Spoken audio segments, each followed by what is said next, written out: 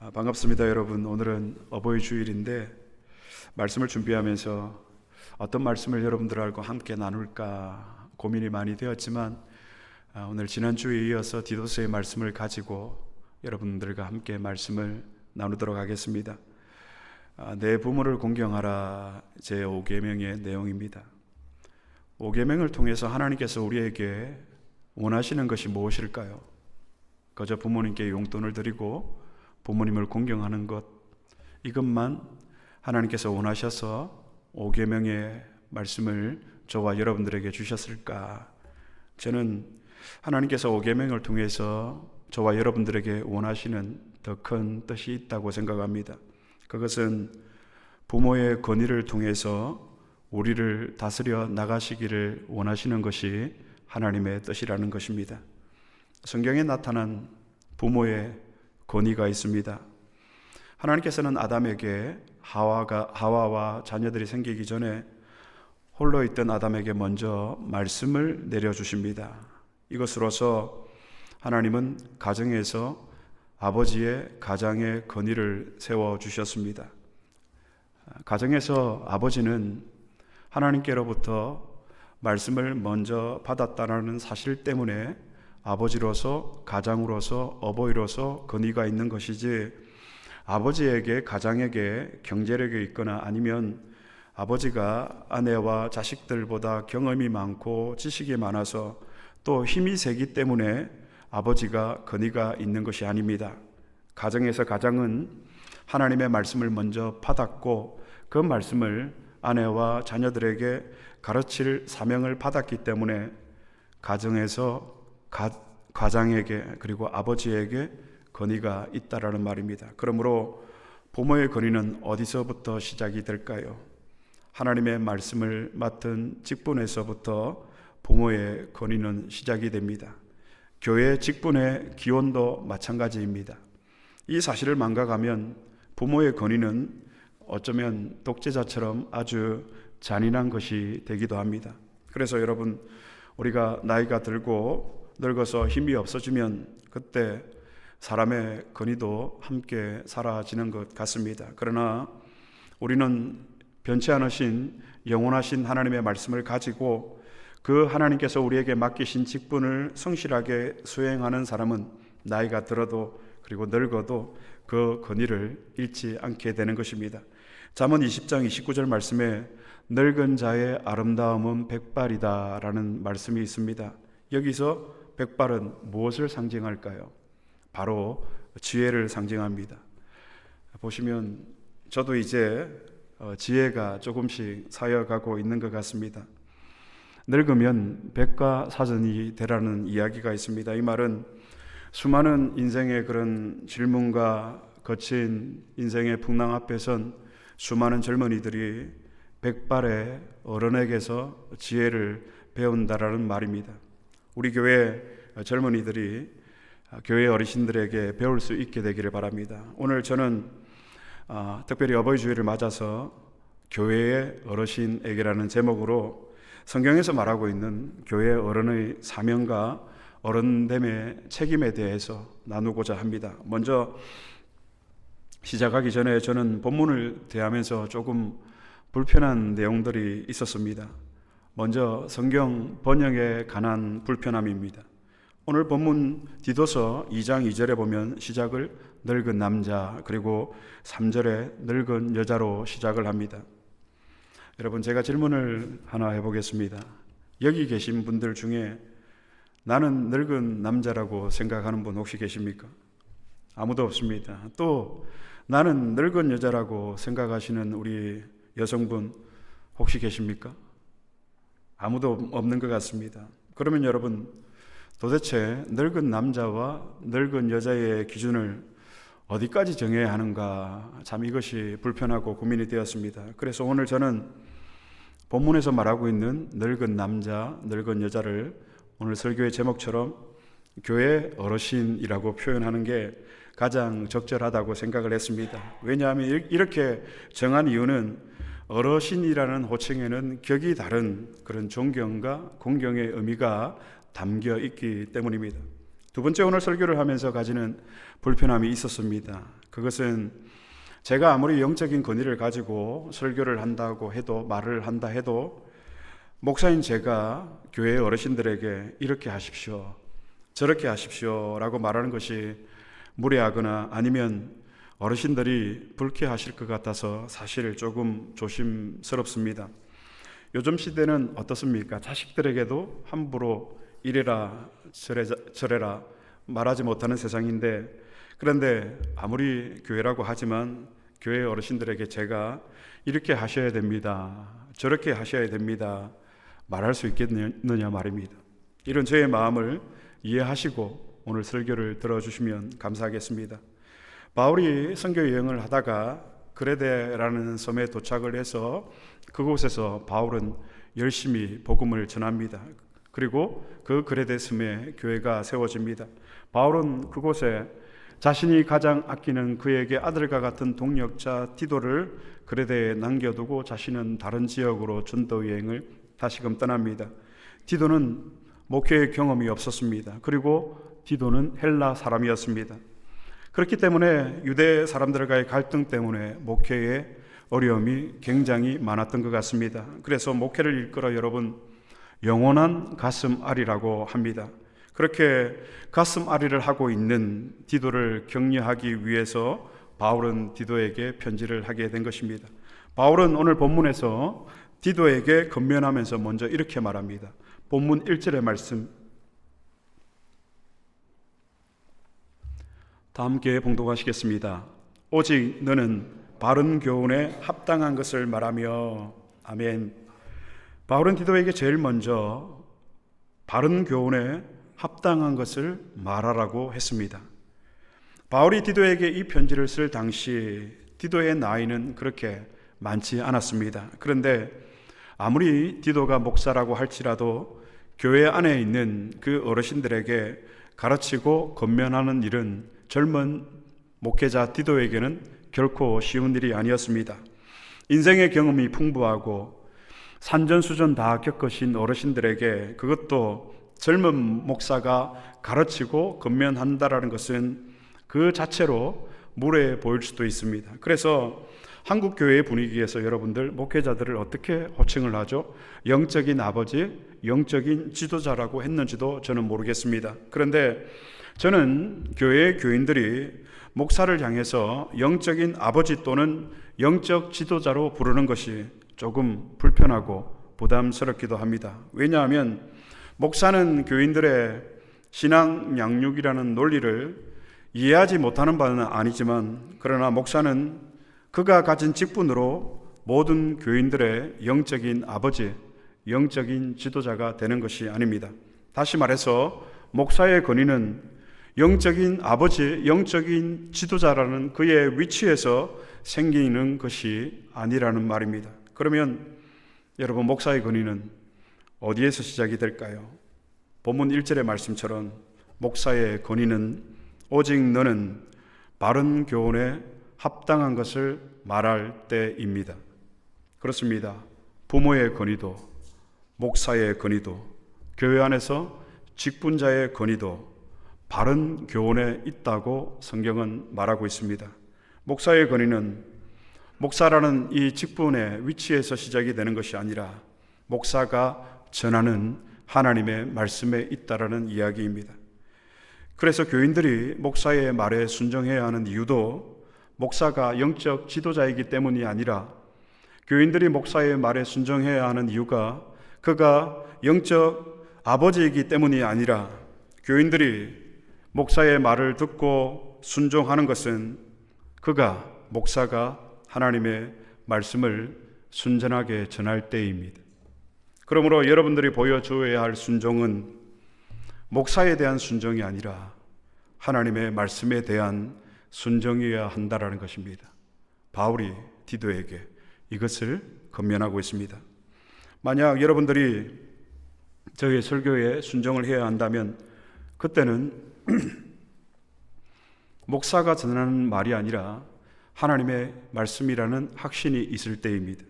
그래서 바울은 디도에게 오직 너는 바른 교훈에 합당한 것을 말하라고 오늘 권면을 합니다. 이 말은 곧 바른 교훈에 합당하지 않은 말은 그 누구에게도 권위가 없다라는 의미일 것입니다. 그러므로 교회 목사, 교회 직분자들은 성경이 무엇을 말하고 있는가를 정확히 알아야 됩니다. 그리고 교회 목사와 직분자들은 오직 바른 교훈에 근거해서 교인들을 가르치고 권면할 수 있어야 됩니다. 교회 직분자들에게도 저는 동일한 책무가 있다고 생각을 합니다. 하나님의 말씀을 맡은 책임, 하나님의 말씀을 가르쳐야 하는 의무. 그러므로 여러분들이 우리가 교회에서 들어야 할 말은 목사의 말이 아니라 오직 하나님의 말씀입니다. 그리고 목사가 전하는 말이 만약 하나님의 말씀이다라는 확신이 들 때에는 목사의 말을 들어야 한다는 것입니다. 지난주 살펴본 대로 그레데 사람들의 특성을 우리가 나누면서 그레데에 있는 사람들은 거짓말쟁이라고 우리가 말씀에서 배웠습니다.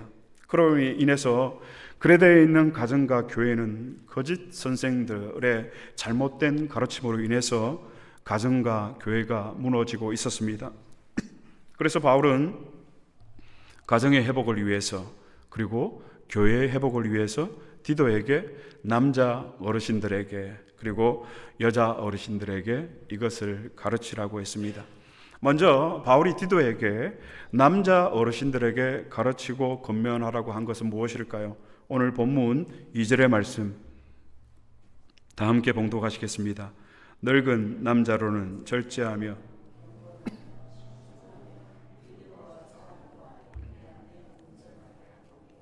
아멘. 우리 남자 어르신들만 다시 한번 봉독하겠습니다. 시작. 늙은 남자로는 절제하며 경건하며 신중하며 믿음과 사랑과 인내하며 온전하게 하고. 바울이 네 가지를 남자 어르신들에게 가르치라고 했습니다. 절제하며 경건하며 신중하며 믿음과 사랑과 인내함을 온전하게 이루고. 절제란 여러분, 내가 하나님과 연합되어 있을 때 나타나는 겸손입니다. 그리고 경건이란 우리가 지난 주일 우리가 그것만 전해라고 하는 말씀의 제목에서 우리가 나누었지만 디도서 1장 1절에 보면 하나님이 택하신 자들의 믿음과 두 번째가 어떤 내용이었죠? 기억나십니까? 경건함에 속한 진리의 지식과 신중하며 믿음과 사랑과 인내함을 온전하게 하며. 여러분, 교회에서 누구도 흉내낼 수 없는 남자 어르신들의 모시란 무엇일까? 절제의 마음입니다. 말의 절제, 행동의 절제, 감정의 절제입니다.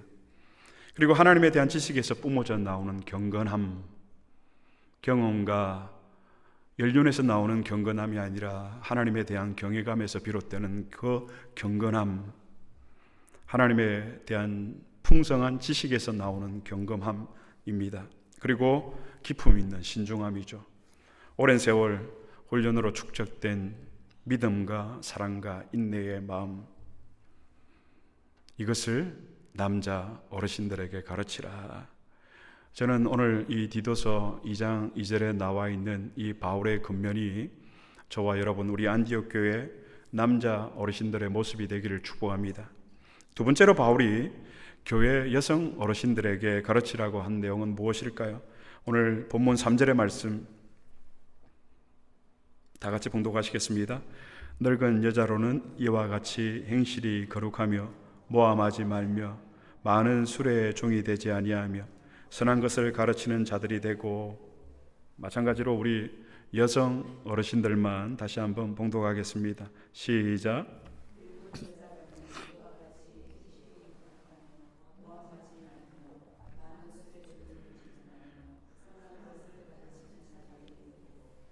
남성에게 권면한 내용과 여성에게 권면한 내용이 저는 어떻게 다르게 와닿냐면 여성들에 대한 권면이 좀 더 구체적인 것 같습니다. 행실이 거룩하고 모함하지 말고 술의 종이 되지 말고 선한 것을 가르치라. 행실이 거룩하다라는 것은 여러분, 거룩은 하나님의 성품이고 우리가 이 거룩한 하나님의 성품 형상을 닮아가는 거죠. 내가 하나님 안에, 하나님이 내 안에 있을 때 나타나는 그 삶의 열매가 바로 거룩입니다. 내일부터 내가 거룩하게 살겠다라고 우리가 다짐을 한들 이 거룩을 이루어낼 수가 없습니다. 내가 주님 안에, 주님이 내 안에 계실 때에, 하나님의 말씀이 나를 통제하고 나를 조정할 때에 거룩한 귀한 믿음의 자녀가 될 수 있는 것입니다. 행실이 거룩하며 모함하지 말며. 모함이란 여러분 어떤 의미이죠? 악한 의도를 가지고 하는 거짓말입니다. 언어 생활에 대한 주의를 당부하고 있는 것 같습니다. 그렇습니다. 우리는 말로 사람을 죽이기도 하고 말로 사람을 살리기도 합니다. 저는 저와 여러분 우리들이 사람을 살리는 말을 하게 되기를 축복합니다. 이어서 여자 어르신들에게 강조하고 있는 것은 무엇이죠, 여러분? 술의 종이 되지 말며. 이것은 우리가 비율적으로 보면 남성이 술을 많이 마십니까? 여성이 술을 많이 마십니까? 주로 남성분들이 많이 마시지 않습니까? 그런데 왜 여성에게 대한 권면의 내용 중에 술의 종이 되지 말며 이런 내용이 있을까요? 당시 그레데에 있는 사람들은 그런 우화를 믿고 있었습니다.